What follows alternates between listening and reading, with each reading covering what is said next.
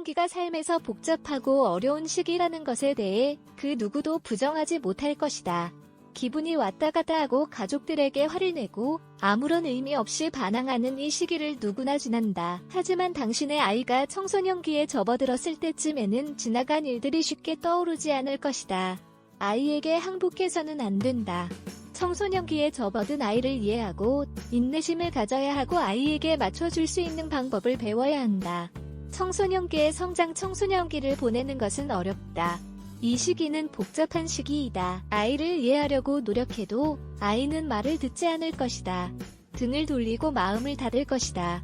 끝이 없어 보이는 시기 같지만 그냥 삶에서 지나는 어떤 시기일 뿐이다. 아이들에게는 조건 없는 사랑을 베풀고 싶을 것이다. 이것을 아이들에게 확실하게 보여주어야 한다. 아이들이 대화를 하려고 하지 않아도 모든 것을 방어적인 태도로 대하거나 질책할 수는 없다. 특별한 목적 없이 그렇게 행동해서는 안 되지 혹은 내가 널 위해 어떻게 했는데 같은 말을 하면 아이들은 당신을 더 불신하게 될 뿐이다. 이 모든 것들을 알고 있다 하더라도 여전히 어려운 상황일 수 있다. 어떻게 해야 할까? 청소년기에 관한 책을 보면 도움이 될 것이다. 시중에 관련 책이 많이 나와 있기 때문에 책을 보면 아이들의 마음을 이해하는 데 도움이 될 것이다.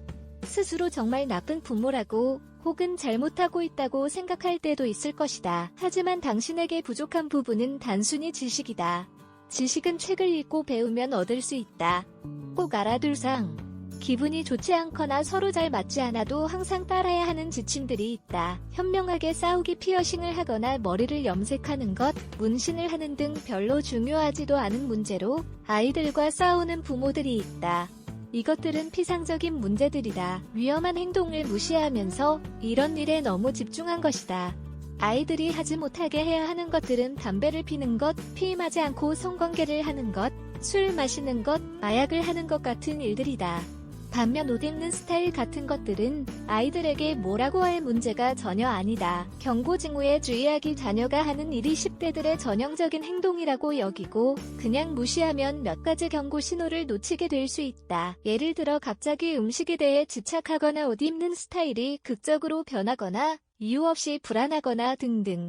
이런 것 자체는 사실 그렇게 중요하지 않지만 섭식장애나 학대, 왕따로 고통받고 있는 징후일 수도 있다. 아이들의 SNS 감시하지 않기 인터넷에서 정말 다양한 정보를 접할 수 있고 다른 사람과 소통할 수 있다. 아이들이 SNS 하는 것을 조절해 주어야 하지만 그렇다고 해서 아이들이 SNS를 감시해야 한다는 것은 아니다. 예를 들어 숙제를 할 때에는 휴대폰을 꺼두게 하거나 학교를 가지 않고 하루 종일 인터넷을 하도록 내버려 두어서는 안 된다. 아이들이 컴퓨터를 하면서 보내는 시간은 유익하기보다는 아이들의 미래에 안 좋은 영향을 끼친다. 아이들의 자존감은 보호되어야 한다. 하지만 인터넷은 아이들의 자존감을 해칠 수 있다. 아이들에게 이것을 설명해주고 몇 가지 한계를 설정하고 어떤 영향을 끼칠 수 있는지 알려주어야 한다. 청소년기도 언젠가는 지나가는 시기라는 것을 기억하자. 따라서 너무 스트레스 받지 말자. 아직도 아이들은 당신을 필요로 한다. 아이들 옆에 머무르고 기다리면서 편안한 방법으로 아이들에게 사랑을 표현하자.